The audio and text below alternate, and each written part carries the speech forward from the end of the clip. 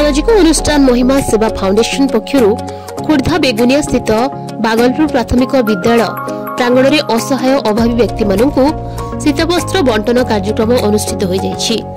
Foundation सभापति समाजसेवी नारायण खुंटिया पौरोहित और सामाजिक पूज्य पूजा संस्कृति सुरक्षा अभियान मुखपात्र अरविंद त्रिपाठी संयोजन में आयोजित कार्यक्रम में मुख्य अतिथि भाव महिमा साधु मधुसूदन दास, सम्मानित अतिथि भाव विशिष्ट शिक्षाविद समाजसेवी रमेश चंद्र सामंतराय उपस्थित रहिबा सह असहाय अभावी व्यक्ति सेवा माधव सेवा सह समान बोली मत व्यक्त करथिले।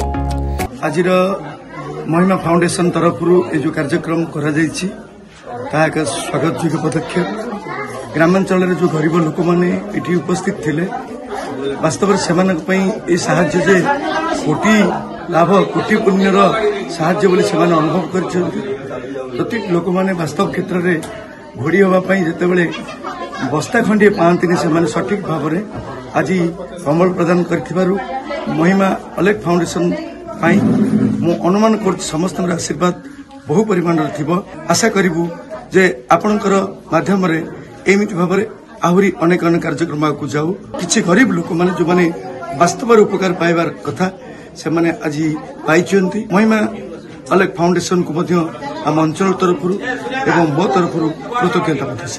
प्रत्येक व्यक्ति विशेष निज निज स्तर में समाज भल काम करने को आगे आसतु बोली अतिथि माने कहिथिले। एही अवसर में शिक्षाविद समाजसेवी प्रफुल्ल कुमार बेहेरा को अतिथि माने मानपत्र उत्तरीय दे सम्मानित करथिले। कार्यक्रम को निरोध कालिया परिचालन करथिबा बेले सहयोग करथिले बीणापाणी राजू और रविंद्र साहू। आज आम गाँव में महिमा सेवा फाउंडेशन तरफ कंबल बंटन कार्य शीत वस्त्र बंटन कार्यक्रम अनुष्ठित होता। वास्तविक जो फाउंडेशन कर स्वागत योग्य। ग्रामांचल असंख्य दुष्ट महिला अच्छा जो मैंने कि पिंधापी शीत रखा पाई कौन उपाय ना तेणु आज जो महत् कम जो फाउंडेशन कर प्रकृत में सुदूर प्रसारी और ईश्वर पाखे आम धन्यवाद दौचु और आम अनुरोध करुँ फाउंडेशन माध्यम कि अंचल किसी आहरी उन्नत हो। Begunia Narayan Khuntia report Utkal bulletin.